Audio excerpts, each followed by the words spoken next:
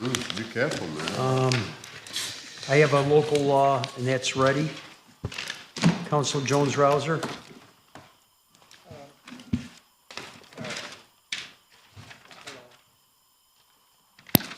You're all set, Councilor? Oh, wait. BA, yes, I'm all set with that. Okay, thank you. And I imagine we'll have some. We're set with that?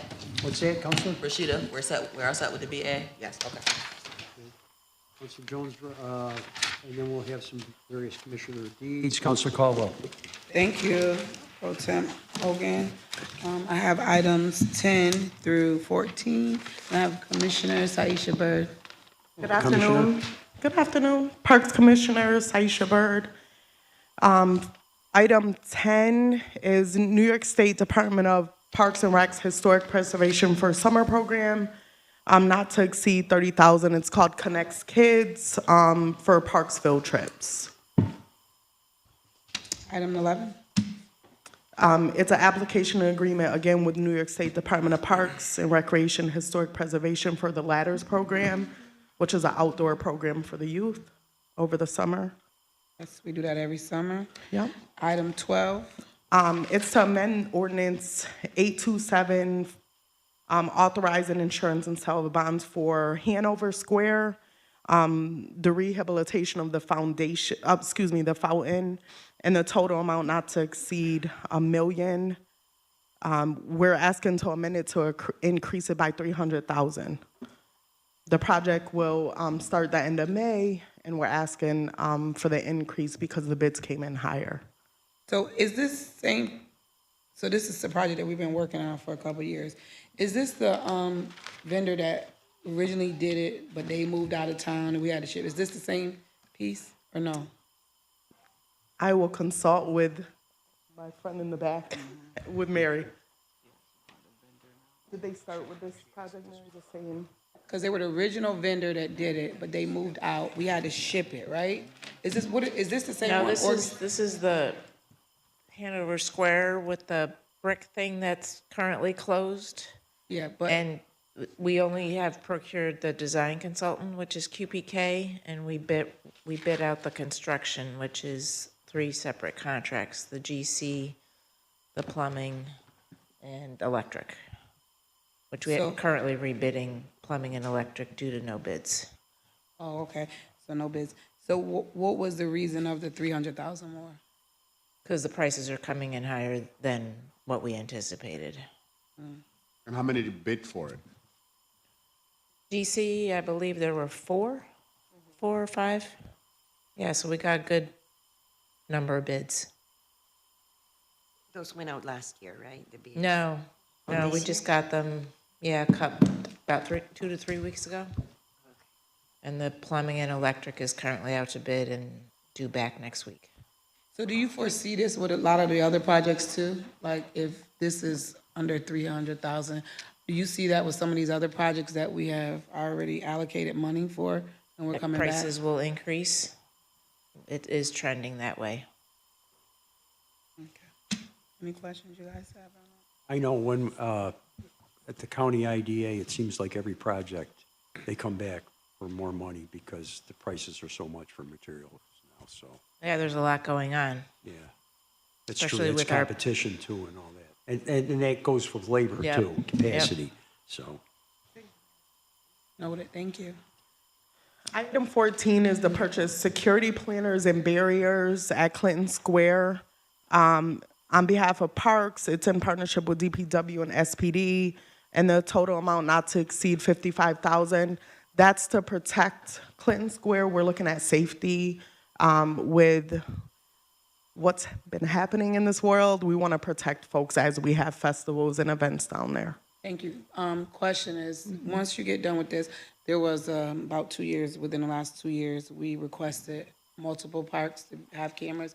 Can you just make sure that those parks, give the council, not just A myself. list of cameras. A list of all the cameras at the parks. Yep.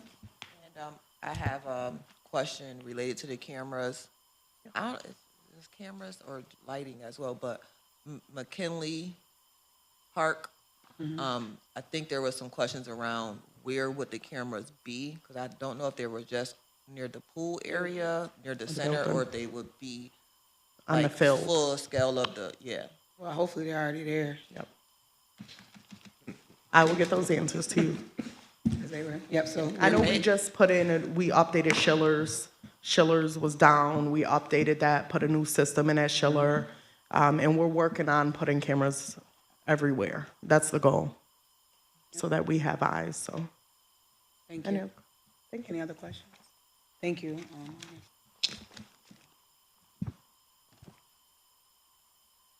Are you all set with everything, Council? Yes, yes, Okay. thank you. Okay, Councilor Michelle. Thank you, Pro Tem. I have item 15 to 20. My first item are fire. Good afternoon, Councilors. Dan Downs, First Deputy Chief for the Fire Department.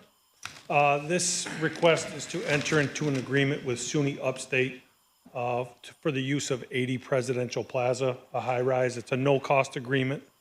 We've done this in the past. This is just for training exercises. Any questions? Thank you.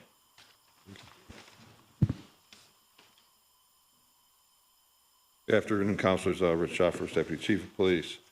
Items 16, 17, and 18 are similar but different. They are all entering into software agreements paid for through the LE Tech grant, so it's not going to cost us anything. First one, we've got three ones. One is for Axon Air, which is a renewal of a program that we already have that tracks the drone flights for us. Helps us, it's a software to run that drone program, the current drone program. That's $111,000. Yep, $111,000.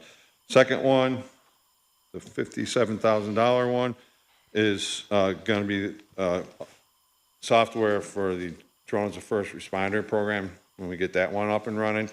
And that one will allow us to fly drones. And the difference is it will allow us to fly drones without being within a certain distance of them. Where currently you have to have kind of a line of sight on the drones. So this new software, only for the drones of first responder, not for the rest of the drones, will be so that they can fly farther. So I have a question about the drone,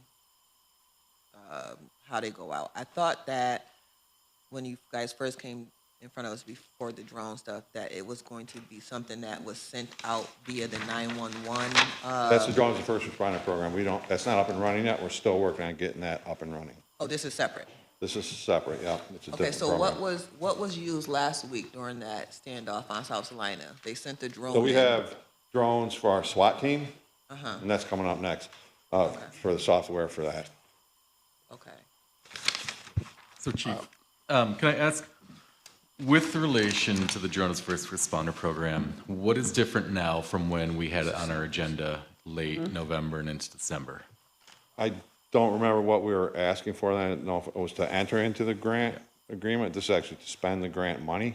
I don't remember what was on Yeah, it. so essentially, there were issues around the surveillance technology working group. Has that group met related to? I'm on that group. Yeah. We've passed that. We met last night, and the final recommendations are going to be going to the mayor hopefully this week. And when will the report be available to the council, to the public? I would assume within a week or two, if it goes to the mayor and he signs off on it.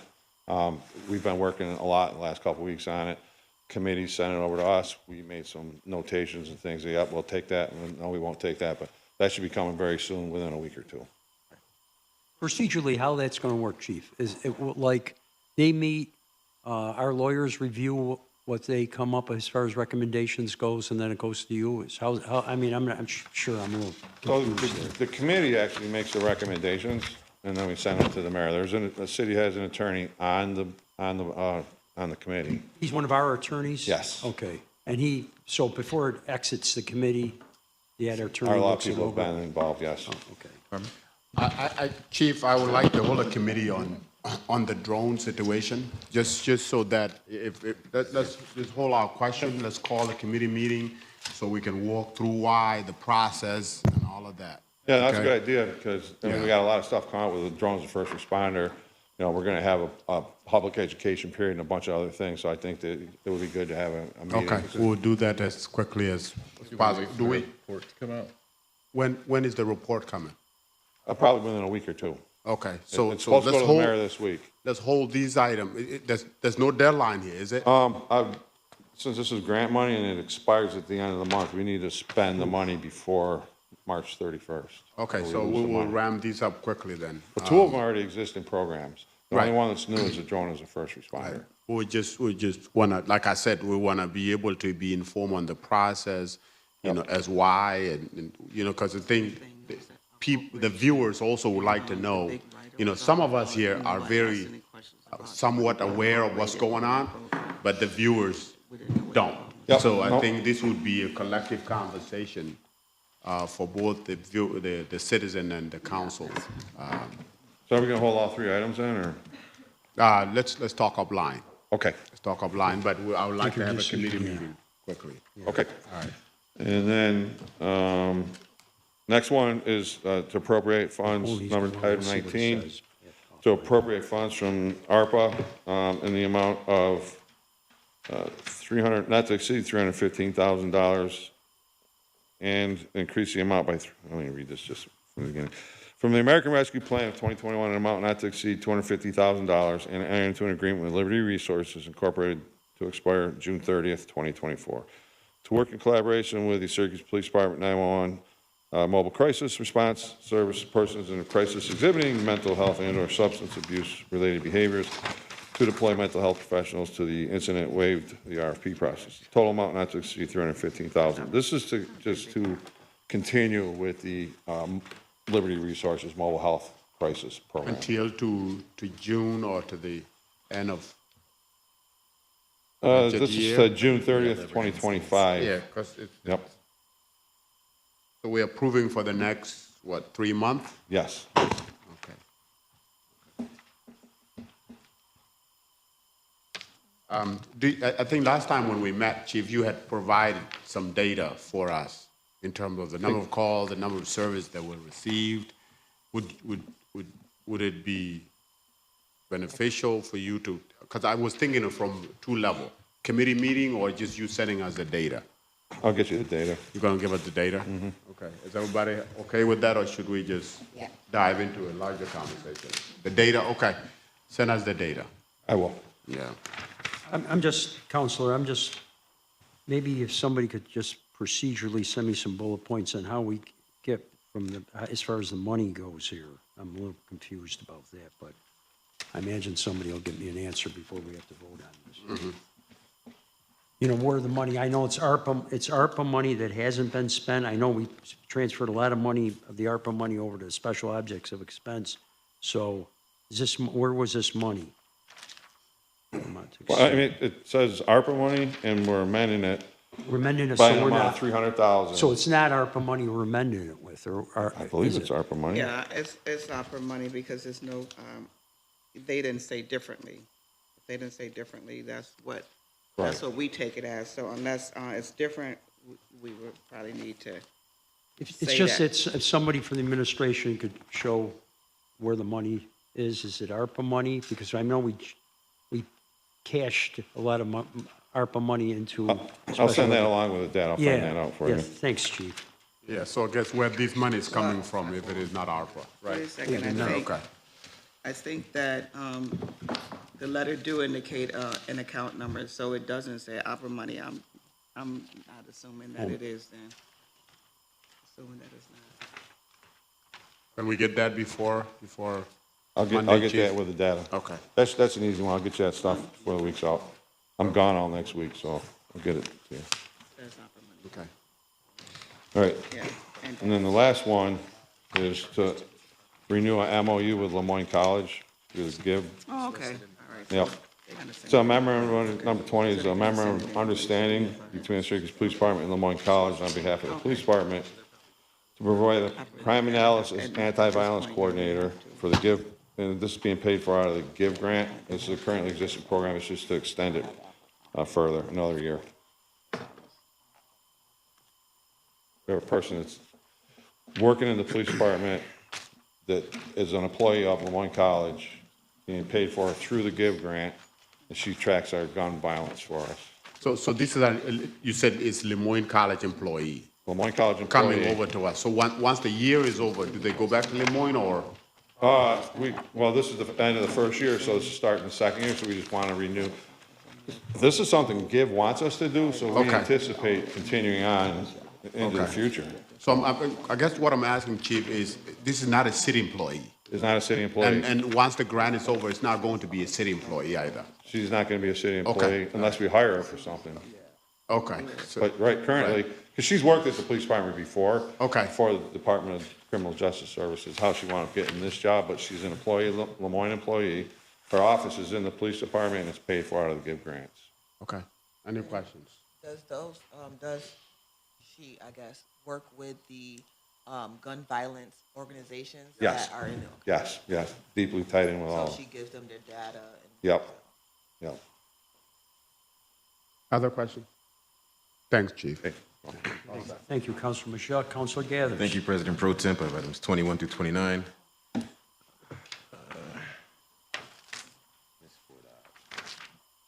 Good afternoon, Ann Fordock, First Deputy Commissioner, Syracuse DPW.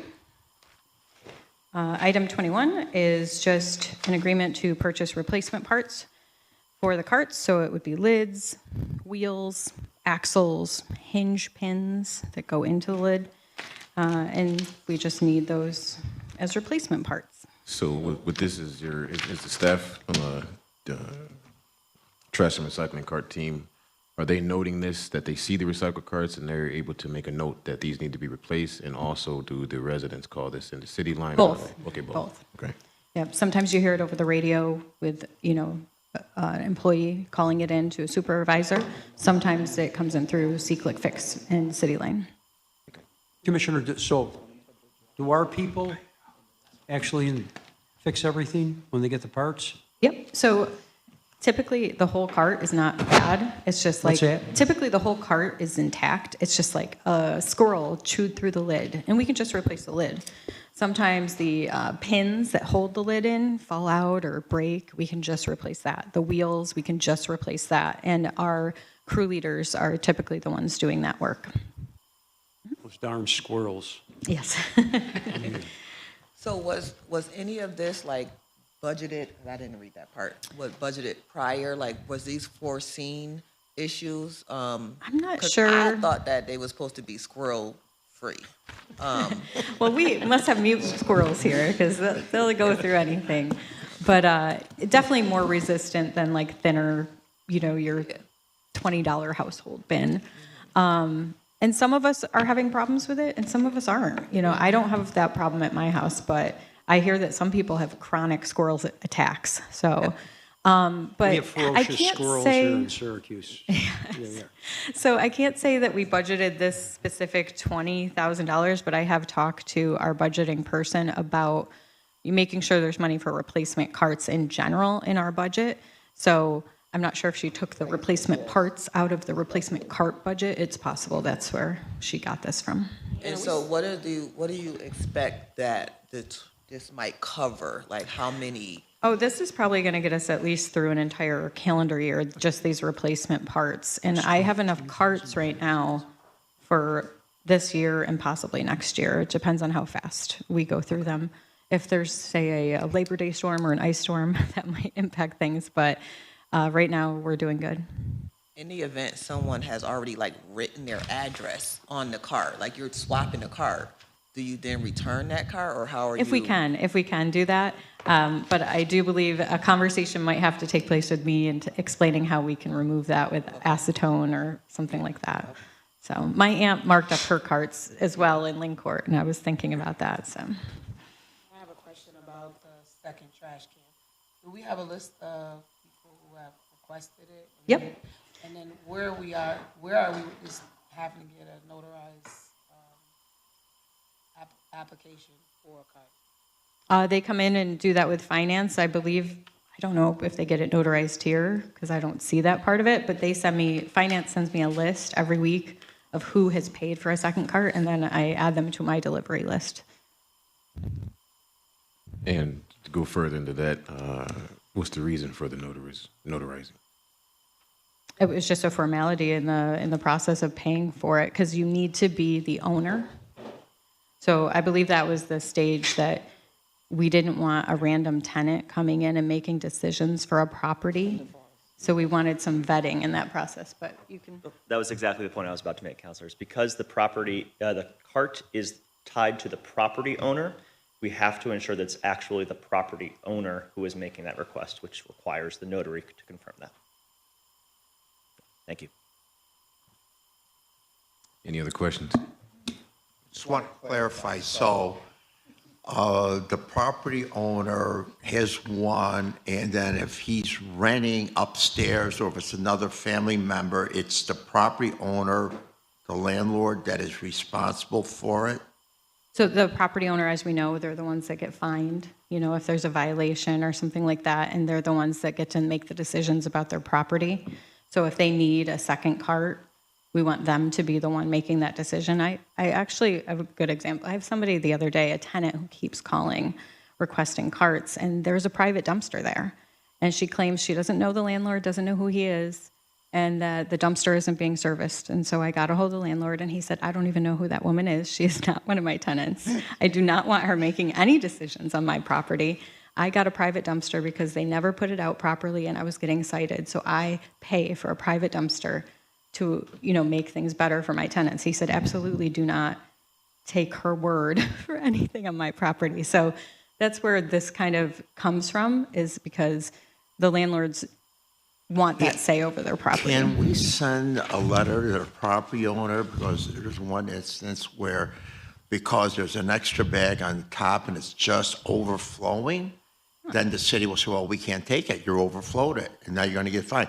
Why don't we just take all the trash and then send them a letter to the property owner? Oh, by the way, it looks like you're in need of a second, and please use this form. I think that would be a good idea. We could show that we're, Well, user-friendly. if you have a specific one, I can always get with codes. Codes always has their phone numbers. Sometimes, I can't Yeah, 'cause there's a magically new- find there's a that, new right? property And owner. so I would typically reach out to a landlord myself to work out any, issues I think that we can resolve together. Okay. And usually that one phone call makes all the difference. So if you have a specific property, Do we have a notary person?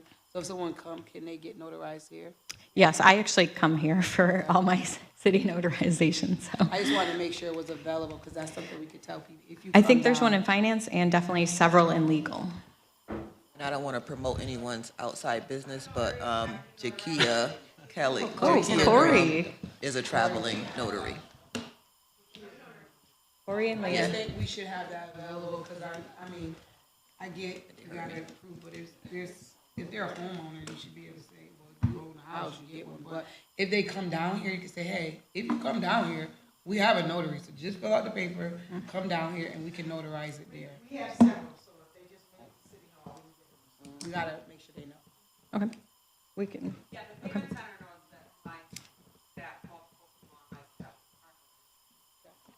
Thank you, just to make sure people know that. Yeah.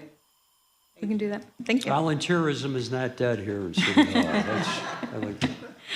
Thank you. Any other questions? That's it, thank you.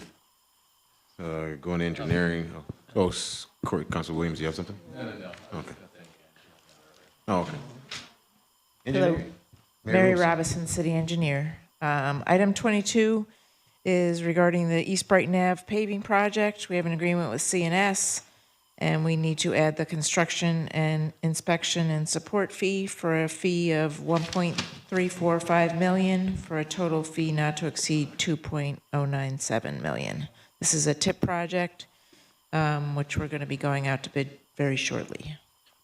When will this Mary- go ahead. This one surprised me a little bit that it was on our agenda. With all the NISTOT work in that corridor, what is the interaction between us and them in terms of responsibility for that? We're fully coordinating the construction, and this project does go through the I-81 work. So we are not doing work in that area. So we're doing work north of the I-81 project and then south of the I-81 project. And they'll take care of Yep. that in the middle? And I just want to say that it's absolutely needed. I owned a business up there for 11 years, and I drive past the line because of all of the potholes on the curbside. So, thank you. Yep, so, yeah, we're gonna be scheduling it faster around the better, DOT so. also, so that we're not working on top of each other. Any other questions? All right, 23. 23 is an old dormitory authority SAM grant. It was originally allocated for some paving on Grant Boulevard and Park Street, which my understanding, I don't have the pavement limits with me here today, but I can look them up. DPW had already paved these segments of the streets that we had identified for this grant. So this grant was unspent, and we still have a Dig Once project on the 300 block of North Beach Street, which we're using the remainder of the other SAM funding, this 1.2 million, and $1 million of local funds that you authorized. So have we completed the work on Grant Boulevard and Park Street? Yes, I believe so. But I will get you the pavement limits. Okay, Of because where that was done. Okay, so when we go talk about Park Street, did we go into through the city line into Liverpool? I don't think we did. Well, then maybe we Let- should consider We taking that money and make sure we completed the Park Street, all of Park Street, that we go through the city line, because that's part of Park Street in the city. So if we have funds left, I think we should verify and go through all of Park Street, go all of Grant Boulevard that needs to be done.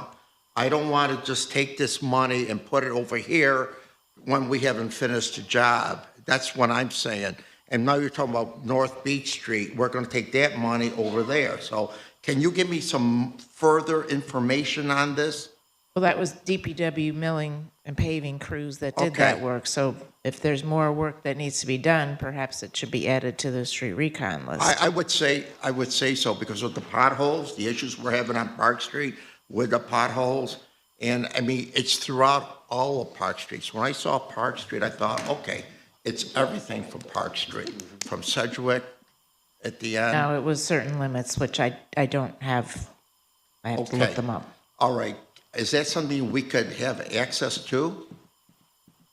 The information, Yeah, on where they paved Park Where Street, they have what this paved. was supposed to be for, what the pavement limits were, right? yes. And we got to use that money for milling of, for all the potholes and parts that were maybe missed, let's say around Washington Square, around the circle there. And you know how heavily utilized Park Street is going into Liverpool. So I think, we should look at that as well, that we're utilizing this money for all of Park Street, all of Grant Boulevard, not just giving it to them. That's my feeling as a counselor. I just don't want it to be shortchanged.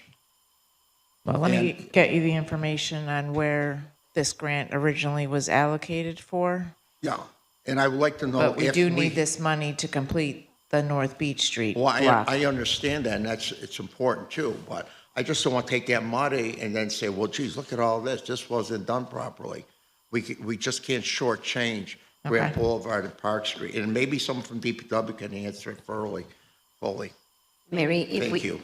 if we end up changing the goal of the project to go to Dig Once construction, how do we do that? Do we just notify the authority, the dormitory authority, Yeah, we're and that's going- okay, or is it another approval process? Well, we do involved? have to submit paperwork for the North Beach Street project, and it would include paperwork with regard to this 1.2 million. So that would take like many months, I mean, from now or? No, we've been working on it. Yep. So Mary, is that when you talk North Beach Street, I'm trying to imagine, is that from Barnett to Hawley? That Yes. area right there? Yep. Yeah, that area is like potholes Yep. everywhere. There's some significant Now, water main work and sewer work Yeah. as well. When is it scheduled in terms of It'll its probably time be on mill and next pave? construction season, probably. Okay, that's when it's coming up originally? Because I'm asking, we are Probably, transferring funds. maybe fall of '25, but more likely Okay. spring of '26. Okay, that road has been disrepair for a while. Yep. Yeah, okay. Mary, I have a But I do question. see where Council Nave is going with it. I do see it. Yeah. All right. The information on what was paved on Park and Grant. Thank you. I have a question concerning the new type of paving material. I know a few years back, we switched to something that was supposed to be more durable. I don't know if somebody else have the answers, but it seems to me like it doesn't hold up as well. Seems like more potholes and deeper potholes. So is the quality of the paving material or blacktop or whatever it is, like, are we looking at that? Well, for this project, we were going to fully reconstruct the road because we're doing so much utility work, so it'll be a whole new pavement section, so it should last a decent amount of time. For the milling and paving program, that's typically replacing the top course, which is like 1.5 inches, and the course below that, which is called the binder course, which is 2 inches. A few years ago, Counselor, we started using a better cold patch. And so cold patch is still cold patch. It's a temporary fix until a permanent fix can get done. And so, if there's a pothole or typically a water cut, it has to be cut out and fixed permanently. And so there is a plan this year in place to have a reconstruction crew that takes over those water cuts and fixes them. So a separate crew and a separate supervisor, and that's an improvement we're going to make this year. And it's essentially DPW taking over that reconstruction aspect. A lot of the potholes you see, sometimes it starts from just a crack, sometimes it's an old water cut. Once the water gets in there, freezes, thaws. We all know spring is like this everywhere in the Northeast. So, but we did change, I believe they lovingly called it magic asphalt, and it was just a more durable cold patch. And we are still using it, but it's not the entire paving process. Okay, all right, so, thank you. Any other questions on 23? No, 24? 24, 25, and 26 are a new federally funded TAP project for the West Side Trail project. This is along West Fayette Street, kind of where the parking lot is in Leipart Park, going west on Fayette, going across the abandoned railroad bridge on Geddes Street, and continuing west along Fayette, but probably on railroad property if we can acquire it, going west to Magnolia Street. And the short title references Marchicelli money, but this grant is not eligible for Marchicelli money because it's a sidewalk pedestrian improvement, not vehicular. Mary, I mentioned to the mayor and at leadership and the other, is that if we could somehow incorporate a pedestrian path that would go along, that'd be above that bridge on Geddes Street. Yes, going across the railroad bridge. Yes. Yes. Because, the kids trying to reach Fowler from there, and that's, Yep. in the No, wintertime, we would be acquiring that abandoned railroad bridge and converting it to a pedestrian overpass. Yeah, because the kids trying to get from that part of, Yep. on the other side of, Tough. north of Erie Boulevard across on that road Yep. when we've been plowing, doesn't work, so good. It's good, excellent. So that's an 80% federal share, 20% local. And this is authorized, doing a bond ordinance agreement with New York State DOT and project authorization for the scoping, preliminary, and detailed design and right-of-way incidentals.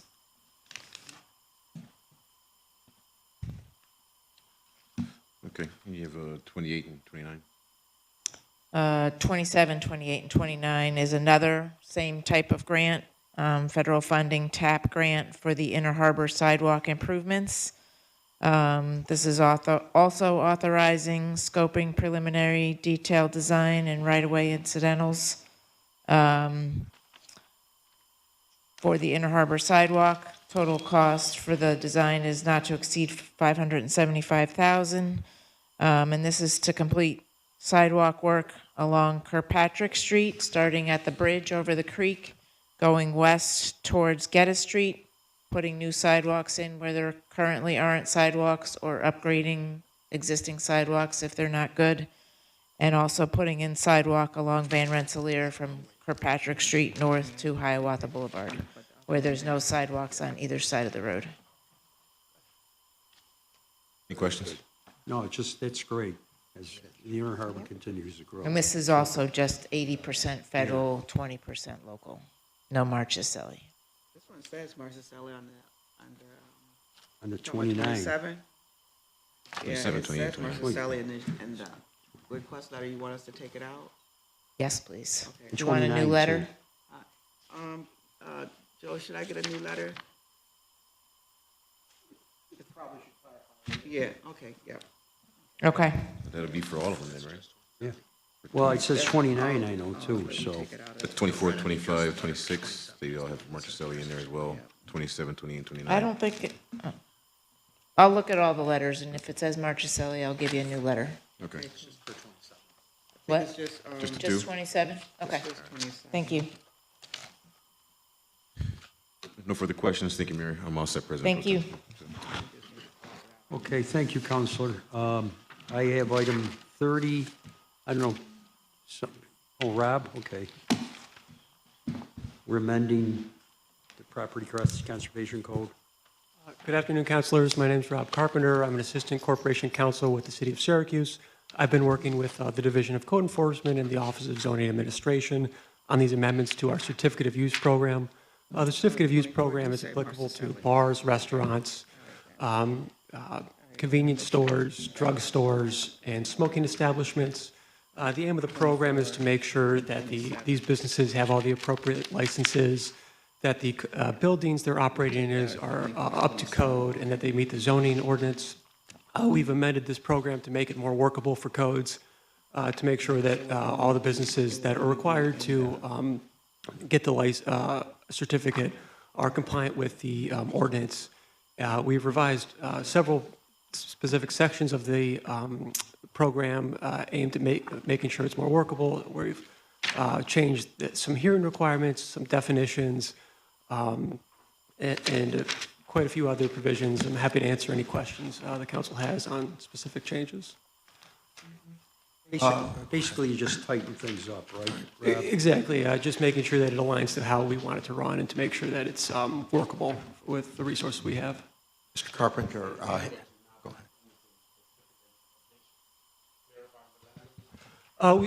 We have made substantive changes to it. So there are changes from what it currently exists.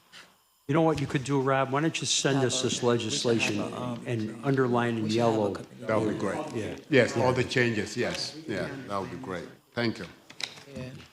Anything else? You had something, Councilor Nadi?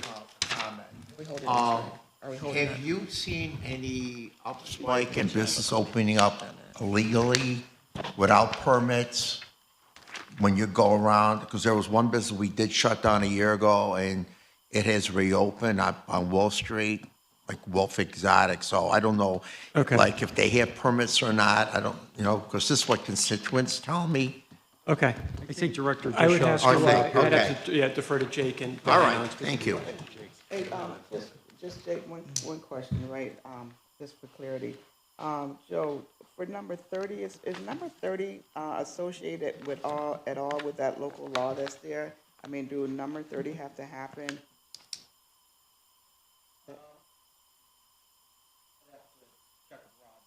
Okay, because I thought that, it was held because it had, yeah, I was just wondering, like a number 30 on the agenda for the Property Conservation Code, was that held because of the local law wasn't it? Oh, so I think we also put forth a local law to amend the tobacco licensing scheme. And I think that was held because it was a local law. The two programs are related, but they're not specifically connected. Oh, okay, so, okay, all right, that's why I thought it was held. I just wasn't sure.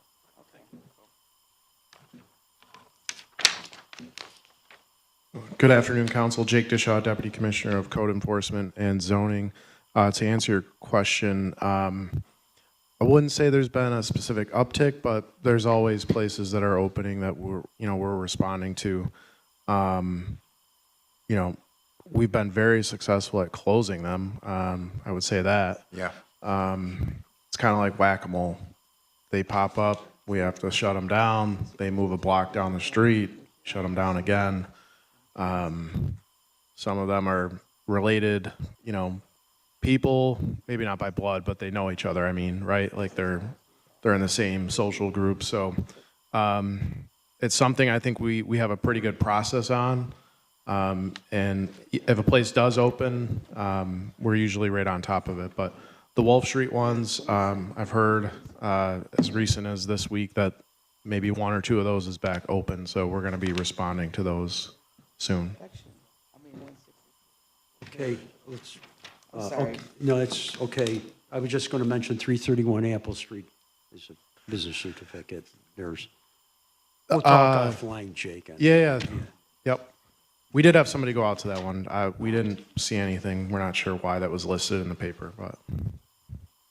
It's for other counselors, business certificate issues are usually something that maybe we should all look at.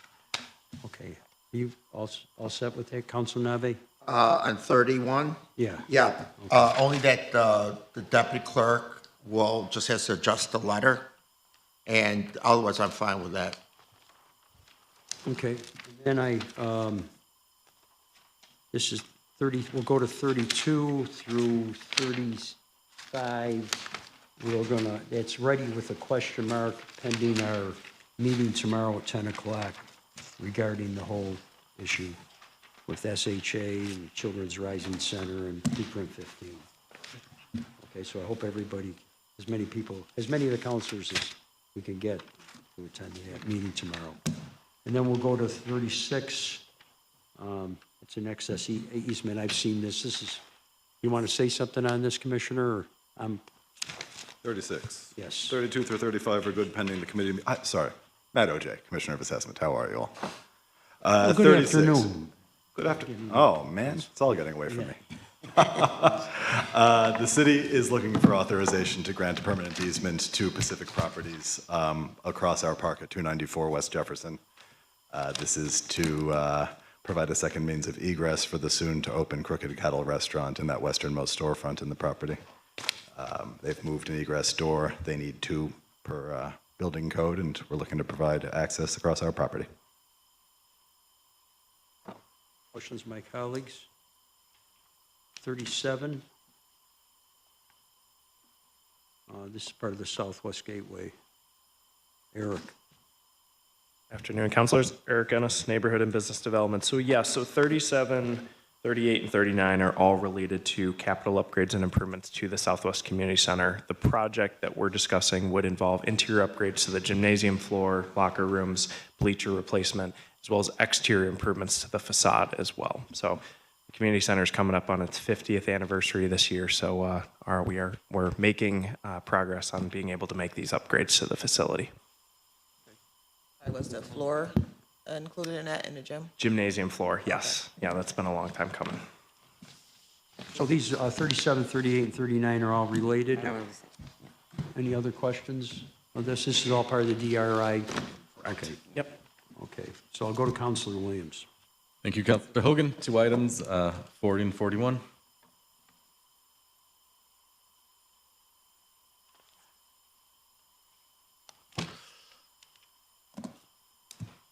Good afternoon, Common Council. Mike Kenazera, Commissioner of Finance. So number 40 is an agreement with Troy Banks. They specialize in cable television franchise fee compliance, so we're looking to engage with them to perform an audit. This would be specifically Spectrum. The cable franchise fee historically has been about a $1.7 million annual revenue stream the last few years, which, people are cutting the cord, going to streaming services, so we would think, a reduction in that. We've been averaging about 1.2 million, so a reduction of about $500,000 a year over the last 2-3 years. So looking to engage with Troy Banks to do an audit to make sure we are getting all the funds we're supposed to be, and then This is a no fee to the city if there are no recoveries. If there are recoveries, up to $250,000, we would pay 40% of that to Troy Banks. Anything over $250,000 would be a 30% fee to Troy Banks. So if they were to recover $250,000 for us, we would be obligated to pay them $100,000 and we would keep the $150,000. So if they find anything, we get to keep a piece. If they don't find anything, we don't have to pay them anything. Any questions? Commissioner, did we approach them for the service, or did they come to us? Do we have any idea how much might be out there? No, they approached us. Okay. So not really sure. I think just anecdotally, people cutting the cord, switching to streaming services, like I can't, realistically tell you like, oh yeah, this is the new amount. So I think that's why we're looking to engage a third party. And is this solely based on the service agreement finances, or because I think that we have several entities that aren't paying property taxes as well, so that wouldn't be included? Nothing to do with property taxes. No, this is specifically pertaining to the franchise agreement that I think it would have been Time Warner signed it, that, that's transitioned to Spectrum, is that they're the one player in town that offers cable TV. Commissioner, I'm sorry. No, go ahead. Commissioner, so this fee is predicated on per household? How do they determine the fee? Honestly, we get very limited support. We get a payment from Spectrum. That's a very, here's a couple $100,000. There's not great information supporting that it's this many households, it's this a rate. So I think that's all information that Troy Banks will look into for us. And the revenue, you said $1.2 million? The last 2-3 years, it's dipped down to about 1.2 million. So what's that? I mean, what's the formula for that? I can't, honestly. I would have to go through the franchise agreement a little bit more thoroughly to get that information for you. I can tell you, 2020 and 2021, we got $1.7 million. The last 2-3 years, it's been more, about 1.2 million. The cable franchise fee agreement, that I think that's once a decade it gets approved. I do like the agreement. My only concern is this. What made us all of a sudden go after Time Warner? Because now that, it just it doesn't sound right, because now we're involved in the internet, we're broadband, so now we're looking into Time Warner. I just want to make sure that we're not pulling any sides, because now we're involved in broadband with internet services. So what brought this about, besides it being up for term, like for them to come and say, hey, we can find money for you guys? I think it was primarily predicated on our reduction in revenue. The fact that it was $1.7 million a few years ago, now it's 1.2. To say that all those people are switching to streaming, if that is the actual, variance explanation, then that's what Troy Banks will find out. We talked to the Spectrum to see why it was reduced, considering that everything else is going up, so our fee should somehow. No, we haven't reached out to Spectrum with this. Yeah, we haven't reached out to Spectrum with this, no. We have not reached out to Spectrum yet. Okay, it's probably good to just see why. It's like $500,000 less. Yep, right? Agreed. Also, why is this person, Troy Banks, is this like their record is so extravagant that we didn't need to do a competitive bid? Really, the timing, we're trying to get this done before, I think, the end of the fiscal year, just for additional revenue. Because of we didn't really evaluate other, franchise audit accounting firms. That's something we can look at. I know Deputy Commissioner Voss did negotiate this fee down from their standard rate, so we are seeing a better, expense rate than they typically offer. But yeah, I'm sorry, I don't know if that answers your question or not. Well, the rate is higher, because I thought that was pretty high, 40%.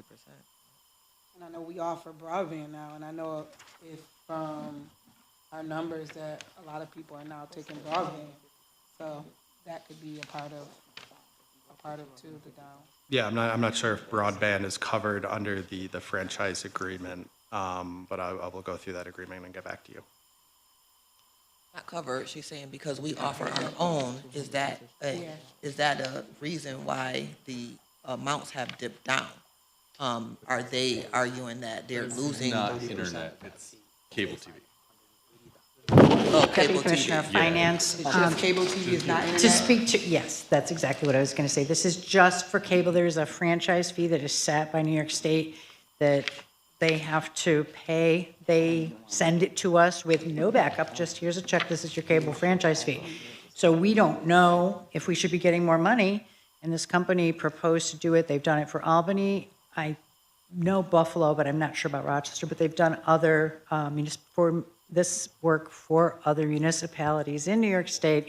So that's why we thought they would be a good So fit. while you're up here, I have a question. It leads right into that. So being that we have Time Warner and we have broadband, why are we not able to connect with other ones? Why is it we don't have a Verizon? This is a Verizon's only- fee for cable providers. Yeah. To my knowledge, Spectrum is the only cable provider in the area. That the city has a cable franchise fee with. Right, So we because- have an agreement. I had to send them a copy of the Right. agreement. I do not know of any other. So that's why, that was my question, agreement. Why are we only having an agreement with them? Is there something that, maybe you can answer that. Is there something set that we only can, there's multitude of, different cable people, but Time Warner is the only sole one really that people have options to. Is it because we have an agreement with the city and no other? I think, I mean, and defer to others, but I think you're right, Counselor. This is the only cable TV provider that we have a franchise agreement with. So they're the only ones who are supposed to be writing us a check on a regular basis, whereas DirecTV or somebody else, we don't have an agreement with them. So this is a cable TV provider. They are, we have an agreement with them. They're supposed to write us a check. And so we're basically kind of auditing that agreement to make sure that we're getting what we're owed. So we won't allow any other cable TV. So say Verizon said they wanted to be a part of it. How does that work? I think I would defer to the law department, but I think if another cable TV provider wanted to come into town and negotiate a franchise agreement with us, we're open to it. But It's that- just that Spectrum is the only one. It would be prohibitive, unfortunately, because of the infrastructure cost, so that's why it's never happened before. I'm assuming that's why other cable TV providers outside of Spectrum haven't come in the city yet. So I only say that because they monopolize it, and then there's no other way, In essence, it is a monopoly, and, Yeah. years ago, there was actually a cable TV committee on this, for the city remember that. council. Wow. Joe Nicoletti was the chairman of it. Thank you, Counselor. Thank you. Thank you for answering that one. Yeah, well, a little experience there. Okay, Councilor. 41. Yes, 41. Corey Dunham, Chief Administrative Officer. Just here for Janet, as she's not in the office today. So this is just an application to the New York State Archives for a local government records management improvement fund. So there's no cost to the city, at an amount not to exceed $75,000 to bring in a consultant to help us assess the conditions of the basement in City Hall. We'd like to, there are certain conditions that New York State requires in order for it to be an appropriate place to store records, and we'd like to bring our facility up to those standards. It's good you bringing this up, Corey, because I know we need it so desperately. You all need it, the clerk's office need it, and I thought Janet would be up here today because I was going to ask her, was it an annual grant that can be applied for that maybe you guys luck up and get it this year, maybe the clerk office can get it next year? Sure. Because the attic is full with everything in it. Yeah. We gotta figure out how we can keep these records. Yeah, I mean, records storage is a believe it or not, a hot topic in city government these days. It is. I've It been is. on a couple webcams. Right, now, but obviously, if we're able to improve the basement overall, then all city departments, the clerk's office could benefit, common council could benefit from that if it's, more properly weatherproof and climate controlled and all the things that we need in order to meet New York State standards for record storage. So, hopefully it's something that'll benefit all of us, but you're absolutely right. Record storage is a real need. I know. I'm looking for that email to say that everything can go digital. Corey? We're working on But it. don't Yes, come, yeah. yes, Counselor. Will we be able to download it stuff from 100 years ago, and person go online and read all these documents and all those books from 50 years, 100 years ago. That's for, on your free time, Councilor?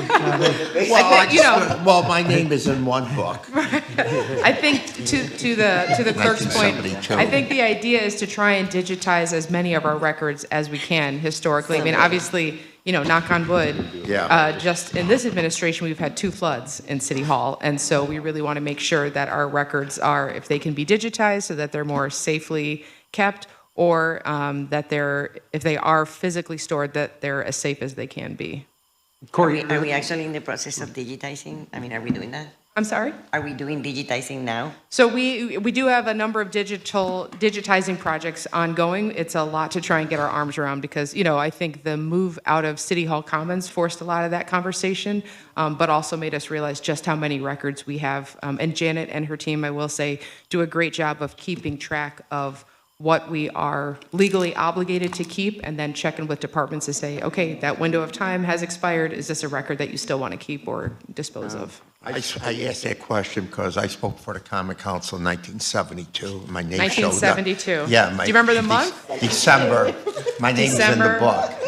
1972. Yeah. What was the topic? Consumer Affairs. Okay.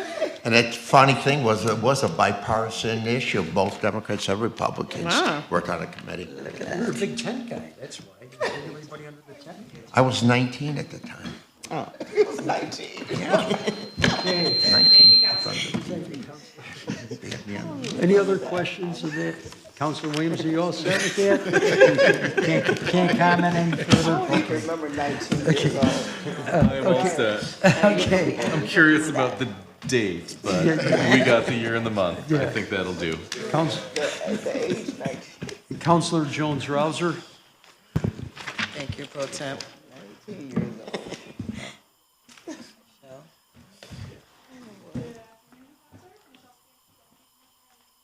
It'll click in a minute. It's delayed. All right. Items number, oh, you know what? Actually, I'm not up yet, sorry. Okay. I think we got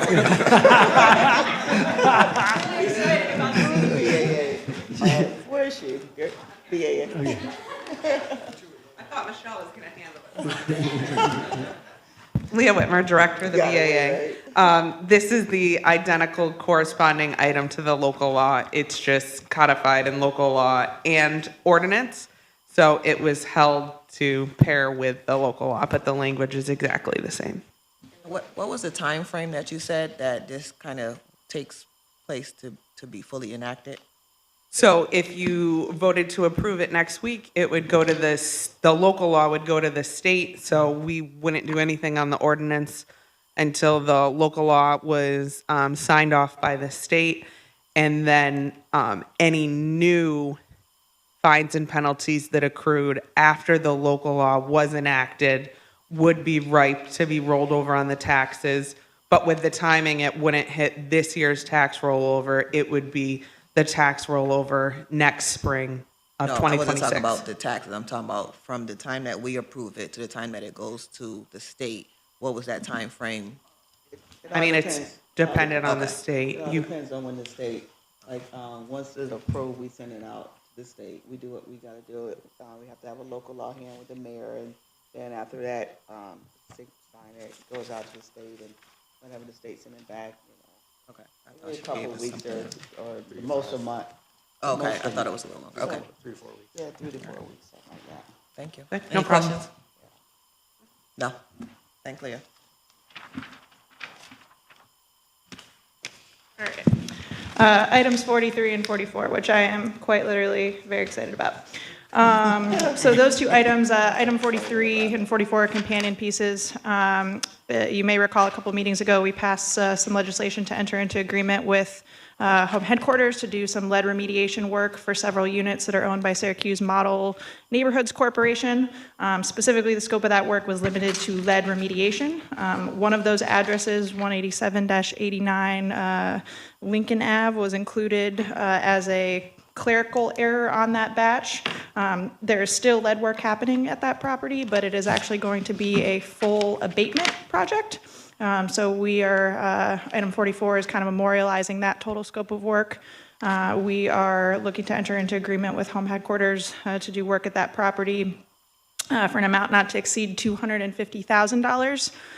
We're splitting it effectively 50-50 with Onondaga County. And that property is in particularly going to be used to prioritize for families who have children with elevated blood lead levels that are transitioning out of the hospital from blood lead related care or that need to be relocated from their current housing due to lead risk hazards. So it's designed to be kind of a temporary place for them to be at while that work is getting completed. Michelle, Michelle, Law and I was just, co-counsel Conway, and I was just wondering about the county portion. Is there IMA, or is that part of a lead program? Or did the city pay the whole amount first? We're paying $250,000 of the work, and I think both agencies will require the clearances for our respective portions in terms of what we're signing off on. So we can certainly, within the scope of the contract, I think, figure that out with the county if we need to, or kind of include the county's commitment letter. Yeah, if you want, you can call co-counsel Conwright and probably talk to her about it, because she want to write the legislation as is, Okay. So, yeah, because I couldn't answer it. I didn't know whether. We could certainly, I'm sure, get a kind of memorialized commitment letter from the county okay, reflecting their that'll portion work, by yeah. Monday. Yeah, that'd be I'm not great. sure exactly where they're at in terms of the contract execution, but we could at least memorialize kind of their commitment. Okay, I'll let her know that then. Michelle, I have a question with the budget here. Is there any, with the state of our city going on right now, some of the organizations, is there any way that they came back to you and wanted to adjust to what's going on with the organization? Can they? Like, are you? I can answer that question, but that is 45 and 46. So I think that these items that we were just discussing here, 43 and 44. Well, okay, but it's gonna deal with 43 and 40, so go ahead, you can go ahead. Okay, I had a question for, so with this being a South Side property, I know I asked you about the unit, the bedrooms to the units, so I don't know if you got that information. Yeah, so there's 4 units in this particular property. Each unit has 2 bedrooms, a living room, and a kitchen. And I think the idea is that in the event that there were a family that were to need access to more bedrooms, that they would work to accommodate kind of access to through like a shared stairwell, like a top floor and bottom floor kind of situation, so that that could still be accommodated. Okay, my next question is, I know this is just the start of it, and I'm just wondering if there is some type of insight to where, will there be a north side property like this? Because I'm just thinking about youth that are attending school. So if you have a family from the north side who needs to relocate to something like this, I don't see them relocating to the south side because they need to be able to get to school. How are we going to deal with that? Sure. So I would say that this is something that we're very much considering kind of a pilot project to see how it goes. I think we absolutely want to try to promote this concept as many places throughout the city as we can. I think some of the considerations that go into that are, number one, ensuring that there's a housing provider who is able to manage the property management aspect of it, and ensuring that that person has the reputation to do the due diligence that's needed for kind of people that are relocating under this type of circumstances. I think the other consideration is obviously, as you can see, the dollar amounts for the scope of work. Full abatement versus remediation is no small dollar amount difference. So I think we want to promote it as much as we possibly can, but also need to kind of balance those two considerations. So if this goes well, we'd look to try to push it as much as possible. At this part, is the funding coming from the lead, or where the funding Yes, so come we are from? pulling these funds from the lead remediation ARPA funds that had been ARPA. authorized within the special object. Okay. Any other questions about the lead case? I'm sorry, you said this will have a separate property management company? No, the home headquarters through Syracuse Model Neighborhood Corporation will retain all of that, but in general, in terms of your question around kind of how do we expand this more broadly, I think who is the kind of owning entity is a main factor for us in consideration. Sorry. Yep. So just out of curiosity, the ownership will go with home headquarters? Home headquarters currently through Syracuse Model Corporation, Model Neighborhood Corporation owns this particular property. They will retain ownership of it and continue to do the property management of it, much like they do for any other properties that they have within their affordable housing rental inventory. So the mechanics of kind of doing the leases is something that they're already doing anyway within their portfolio. It's just that for the lead remediation work here, we're doing the escalated level of full abatement repairs so that we can kind of make sure that all of the possible lead risks are being addressed and that it can be a resource for families that need it. So I take, once we put these families in there, there's no cost to them for the time, is it? For the temporary duration, I think some of those contract logistics are being worked out right now between SMNC and the county. Certainly any amount of housing cost that it would be no more than 30% of kind of available income. So the point of it is to make sure that it's able to be accessible for people. Okay. And the time frame is 3 months, 6 months? That is, again, kind of something that we're working out within the terms of the county specifically is working out within the terms of the contract. I think a big factor that is going to be taken into consideration is what is the length of time that it is going to need for the work to get done. So I think the idea is that it can't be kind of a permanent situation, but that it is a resource that's available there. So, yeah, I would like to know the details around that. Yeah. Because there's the hope that the families move out of one property and that property itself would be getting work? yes, yeah. So in the case that a child was at this property, it would be for kind of the scope of while the lead concerns at the other property are getting addressed and that they could return. And that funding through the county? Yes. Yeah, and Jessica Vinciguerra from the county was hoping to be here today. She had a conflict that came up and was not able to make it, but if there's things that you would like her to speak to at Monday's study session, she is able to be here then. Great idea, I love it. I love that this is happening. Yeah. Great. All right, items number 45 and 46, these are our annual allocations for all of our HUD entitlement programs, including Community Development Block Grant, Home Partnership Program, and the Emergency Solutions Grant. This is the special year in the 5-year cycle where we also introduce a new strategic plan as a part of that process. So that plan outlines kind of what our funding priorities are for the use of those entitlement dollars over the 5-year planning period. The attachment that I circulated to you all kind of includes a list of what those draft priorities are and kind of what the specific types of programming are that we're looking to fund with them. The particular priorities that we have for the scope of this 5-year plan include preserving quality and safety of existing housing, promoting affordable home ownership, creating new affordable housing, so specifically focused on kind of the construction work side of it, preventing and addressing homelessness, providing quality housing resources and public services, improving neighborhood health, building family wealth and economic inclusion, and improving neighborhood vibrancy. So if you reviewed closely any of the kind of last 5-year plan that we had in place, these are a little bit more explicitly enumerated. I would say they're not really a change in scope from the 3 that we had before, but we just kind of called them out a little bit more in detail as far as what we mean by them. I have also included within your attachment the list of draft budgets for each of the 3 programs and a couple notes on what kind of some of the changes were. A couple of particular highlights within the CDBG budget. We have 6 new programs. In order to accommodate that, there are kind of across the board with some of these agencies, we had to do a little bit of budget reductions.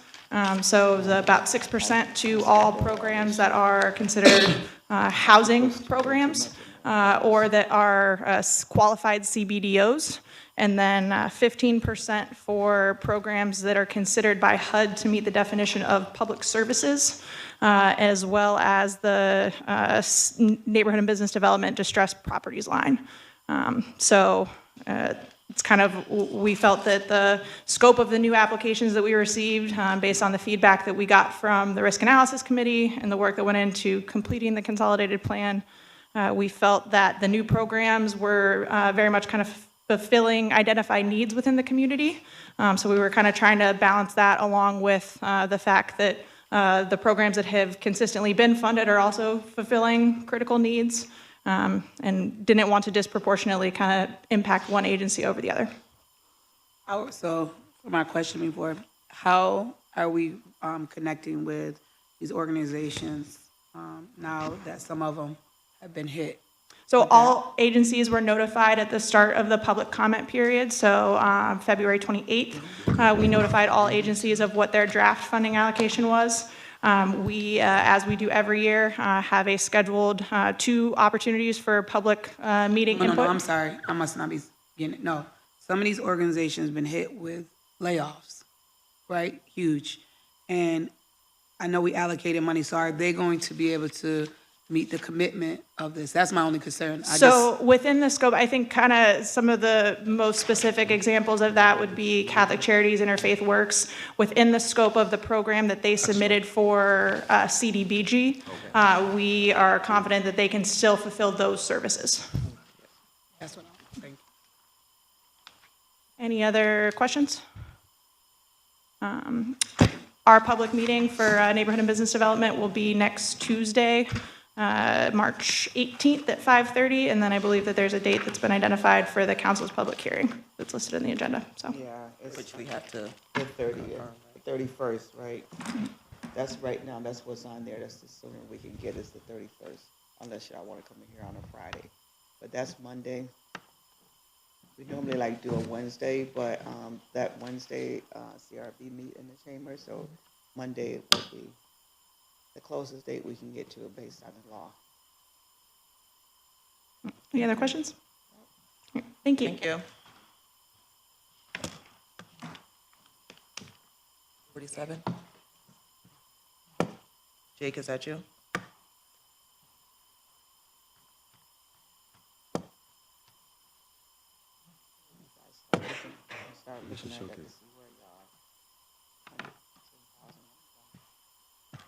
Jake Dishaw again, Deputy Commissioner of Code Enforcement and Zoning. Item number 47 is an encroachment request for the commercial store business Teal in Herbst to construct 2 sets of wood stairs that are encroaching 3 feet 11 inches into the right-of-way. I'm a little lost on the on how far it goes out, because there's kind of like 2 versions. So is there an old version? Which one is the shorter version, the old or the new? I can clarify what it's going to be. I can send it to you, but the dimensions should be, yeah. So it has like the dotted line and then the 3 solid lines. I'm confused at that.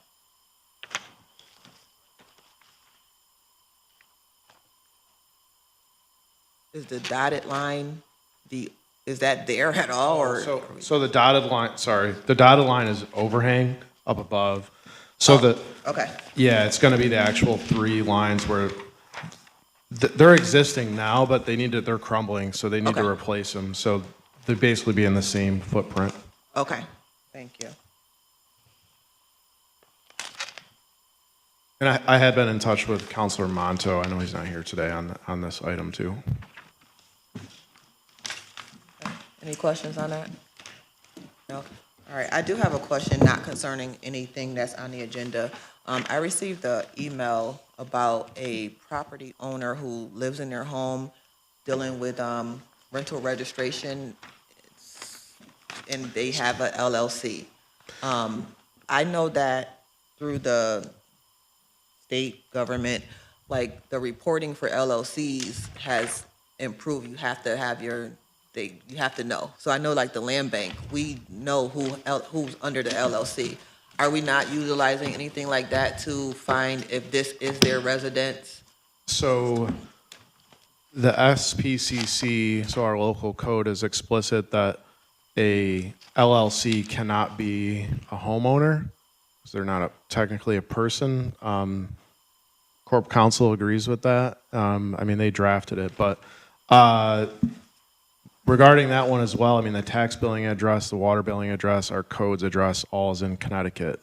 Those are typically Okay. indicators of Okay. potentially being a rental. I'm not saying she doesn't live there or not, but even if she does, I mean, she could change the ownership into her name.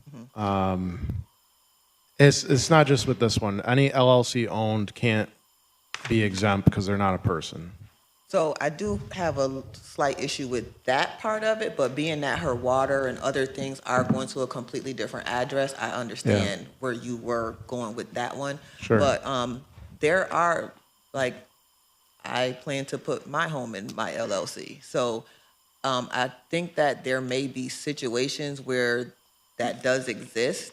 I don't know how we will look at that in the future, but again, I'm glad to have clarification with the water department and other Yeah. bills. And I mean, again, our biggest really responsibility is just try to, you know, make sure structures are safe and Yes. up to Yeah. code, right? Keeps property values up, keeps neighborhoods in good condition. So that's really the intent behind it. Okay. And so what, I go back through the email, but I didn't see anywhere where it was told to her that the other mailing address was this for her references as well. Okay. It could have been, but I'll go back. I can share that with you if you'd like. Okay. Okay. All right, thank you. Yep. All right. Good afternoon, councilors. Kimone Jordan, Director of Housing and Neighborhood Planning. So items 48 through 73 are requests to have the following properties transferred to the land bank once the foreclosure process is complete. There are several that we would like to withdraw from the agenda. So that includes item 48, the property at 316 Bruce Street. So that property was recently sold, so the city will need to restart the foreclosure process. Items 50, so that's 512 Bear Street. Item 51, 204 Carbon. These are all withdrawn? Yes. Come on. Yes. Item 57 at 116 Strand Place. And item 72 at 419 Elm Street. About 73. 73. What was the last one you just said? 73 as well. 70, no, prior to that. 419 Elm, item 72. Okay, yes. 72 and 73. Counselor Monto is requesting that 70 be withdrawn for now. I'm requesting that 68 and 64 be withdrawn.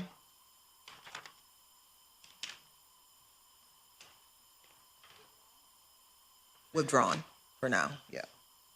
Because the Brighton one, we've had several conversations on. It should have never gone on there. Yeah, so the challenge is that for some of these property owners, they haven't entered into a tax trust, and we haven't had success. No, this one, they've spoken with you guys. They've mentioned the other organization that they're working with to try to So- move things forward. So item 64 is fine. So item 68 and item 70, they have not entered into a tax trust with the city. 68. Oh, yeah. Well, we can hold it if you want, but I've spoken with them. I mean, it's like $2,000. They're looking to come in and take care of that. Okay. Also, come on, can we hold 54? I'll let you know by Monday. Okay. 54. Information for you. 54. Talked to several I think I know the people. person. They actually reached out Let to me me, just check. Let me and just I check. have their I two should- people on here. They're dead. So their family reached out to me. So I have their phone number and email address, and they want to know the next step. Okay, so I'll give that to you afterwards. Okay, It would thank be Garfield. What number, Counselor? I'm trying to find it. My glasses. Can't see. What's the address? It's Garfield. What is it? Yep, Garfield. And Are you guys holding it, or what you doing? yes, yeah, they're held anyhow. But I have numbers, a new number for you to reach out to the family. And Jermont, Miss Jermont, who just passed away. her daughter's 69. I have a number and email for you for that too. Yeah, that's still being held. Paying 69? 69. 69, yeah, Jermont. Both of these people. Oh, Park Street. Both of these people are deceased, but their children want to rectify it, so I have their numbers. It's okay. Okay, items 52, 53, 55, and 56. Counselor Nave, have you had any success in reaching? I have not. We sent letters out. Oh, yes. So let's see what happens maybe in the next 2 weeks. Okay. Yeah, we'll do another outreach. So we'll continue to hold those. What Yes. number is that, 52? 52, well, so 52 through 56 will be held. I'm gonna go back to the beginning. 63 too. Let's go back to the beginning. Okay, so 48 is withdrawn. All right, let's go back to the beginning. All right, go on. 48 is withdrawn. 49 is held. 50 is withdrawn. 51 withdrawn. 52 through 56 are being held. 57 is withdrawn. 58 is ready to go. You can move that one. 59 through 63 is being held. 64 withdrawn. Counselor, so all these ones that are being withdrawn, are they because they're all going to enter tax trust agreements? Is that it? Some of them have, and some of them have already been in touch with them. Yes. They've already been in? Some have entered into a tax trust agreement, and some have entered into a separate agreement with finance. So there are Okay. 4 properties that are owned by Eugenie. They've paid $8,400, and then they have a plan to pay in additional Over 3 increments. months. I mean, 64. 64 is withdrawn.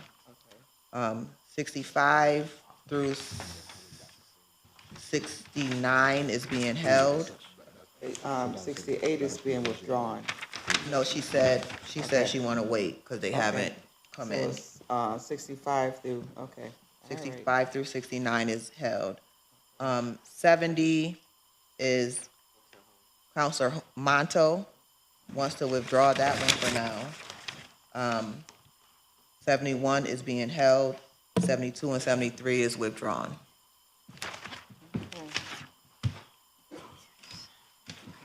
Okay. All right, Thank you. thank you. Come on, make sure I got some.